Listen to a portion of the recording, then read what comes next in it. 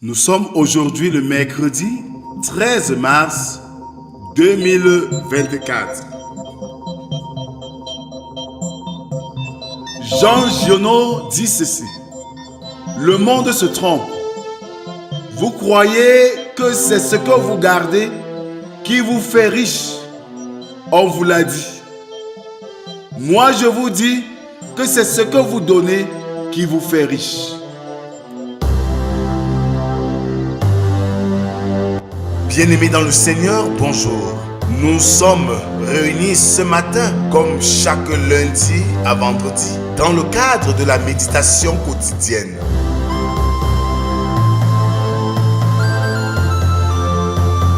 La méditation quotidienne est un moment de recueillement, de prière, de chant, de méditation de la parole de Dieu pour ainsi préparer notre journée.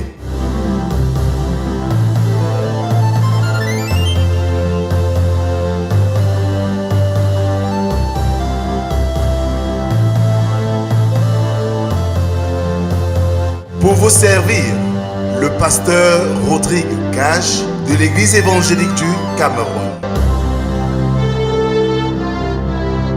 Ce matin, bien-aimés, je nous invite à prendre nos cantiques sur les ailes de la foi numéro 434. Oh, quel beau jour! Oh, quel beau jour devant ta face! Tous tes rachetés apparaîtront en célébrant ta gloire et ta grâce. De leurs chants, les cieux retentiront. Nombreux comme le sable des plages, nombreux comme le sable des plages. Oh, que ce sera beau lorsque nous irons là-haut. Oh, si nombreux que le sable des plages.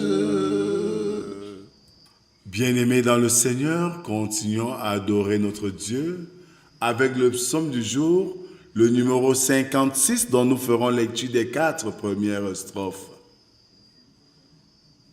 Aie pitié de moi, ô Dieu, car des hommes me harcèlent. Tout le jour, ils me font la guerre. Ils me tourmentent. Tout le jour, mes adversaires me harcèlent. Ils sont nombreux, ils me font la guerre comme des hautains. Quand je suis dans la crainte, en toi, je me confie. Amen. Prions Dieu. Éternel notre Dieu, nous tes enfants sont rassemblés devant toi ce matin, comme chaque jour, pour implorer ta grâce, ta miséricorde et te demander l'intelligence et l'accompagnement pour ce jour nouveau. Viens Seigneur nous instruire par ta parole que nous allons écouter. Parle Seigneur, nous t'écoutons. Amen. Ce matin, nous méditons dans l'évangile de Jésus-Christ selon Marc, chapitre 12, versets 41 à 44. Là, il est écrit: Jésus s'étant assis vis-à-vis du tronc, regardait comment la foule y mettait de l'argent. Plusieurs riches mettaient beaucoup. Il vint aussi une pauvre veuve. Elle y mettait 2 pièces, faisant un quart de sou. Alors Jésus, ayant appelé ses disciples, leur dit: je vous le dis en vérité, cette pauvre veuve a donné plus qu'aucun de ceux qui ont mis dans le tronc. Car tous ont mis de leur superflu, mais elle a mis de son nécessaire tout ce qu'elle possédait, tout ce qu'elle avait pour vivre. Amen. Cette veuve a mis tout ce qu'elle avait pour vivre.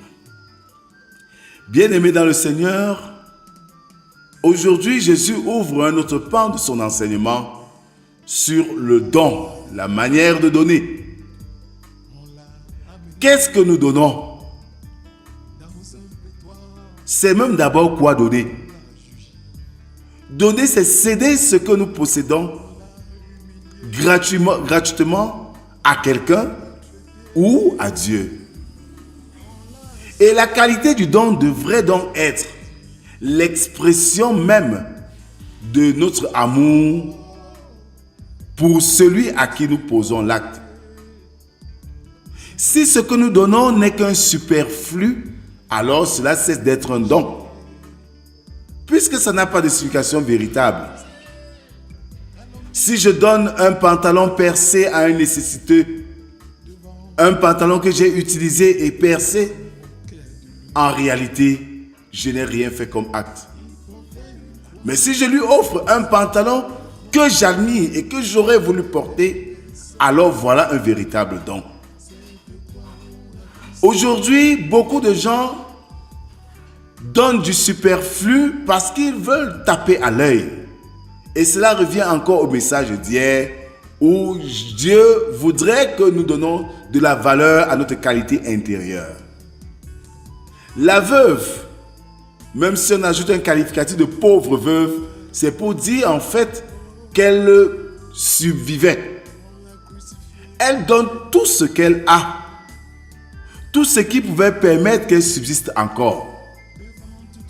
L'action de donner, c'est l'expression véritable de l'amour. Regardons nos chrétiens lorsqu'ils donnent les offrandes de dimanche. Si on ne trouve pas méthode de convertir en jetons pour dire comme la pauvre veuve, comme si les jetons étaient l'expression réelle d'une offrande. Non. L'offrande que nous donnons devrait être à la dimension de ce que Dieu vaut pour nous ou que le prochain vaut pour nous. Si nous avions intégré cette réalité, je pense qu'aujourd'hui, les chrétiens devraient comprendre même la profondeur de ce geste de foi qui détermine la profondeur de la relation avec Dieu et nous. Ce matin donc, Jésus te dit, cette veuve a donné tout ce qu'elle avait pour survivre. Es-tu capable de donner le meilleur de toi pour la gloire de Dieu? Que le Seigneur bénisse en nous l'écoute de sa parole et surtout sa mise en pratique. Amen. Merci Seigneur pour ce message que tu nous délivres ce matin, qui nous interpelle, Seigneur, à une attitude de foi dans nos dons, dans notre manière d'exprimer notre engagement et notre attachement pour toi. Dans le passé, nous donnions certes, mais nous donnions le superflu. Nous voulions paraître aux yeux des personnes. Pourtant, tu nous dis encore plus loin que la main gauche ne doit pas savoir ce que la main droite a donné. C'est l'action du cœur. C'est l'expression de notre amour pour toi. Donne-nous, Seigneur, d'apprendre à donner. Pas pour nous plaire, pas pour plaire aux hommes, mais pour te plaire. Aussi vrai que tu as donné ta vie pour nous, ta vie chère à ton Seigneur, à ton Père, tu l'as donné pour nous, que nous apprenions à donner ce que nous avons pour toi. Conduis-nous au cours de cette journée, Seigneur. Accorde-nous la grâce de découvrir davantage les merveilles de ta grandeur. Donne-nous le discernement en toutes choses. C'est au nom de Jésus-Christ, ton Fils, que nous t'avons prié. Lui qui nous a appris à te dire, notre Père qui es aux cieux, que ton nom soit sanctifié, que ton règne vienne, que ta volonté soit faite sur la terre comme au ciel. Donne-nous aujourd'hui notre pain de ce jour.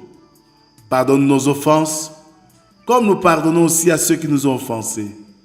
Ne nous soumets pas en tentation, mais délivre-nous du mal, car c'est à toi qu'appartiennent le règne, la puissance et la gloire pour les siècles des siècles. Amen.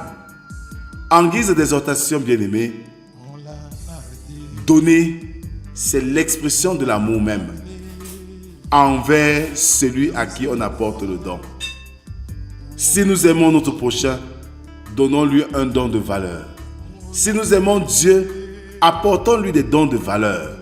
Mais si nous donnons les restes, ça veut dire en fait que nous nous moquons de lui. Et un adage babylonique dit, en voulant enlever la malédiction de la poule, on a porté la malédiction de la chèvre. Pour dire, en voulant donner pour paraître, on finit par s'attirer des malédictions parce qu'on a donné un truc insignifiant à notre Dieu. Voilà l'exhortation qui est nôtre ce matin. Que la grâce, la paix et l'amour de Dieu soient notre partage ce matin et pour les jours à venir, au nom du Père, du Fils et du Saint-Esprit, un seul Dieu éternellement béni pour toujours et à jamais. Amen.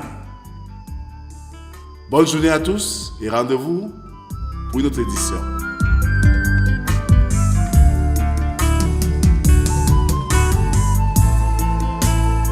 Quelle douleur, quelle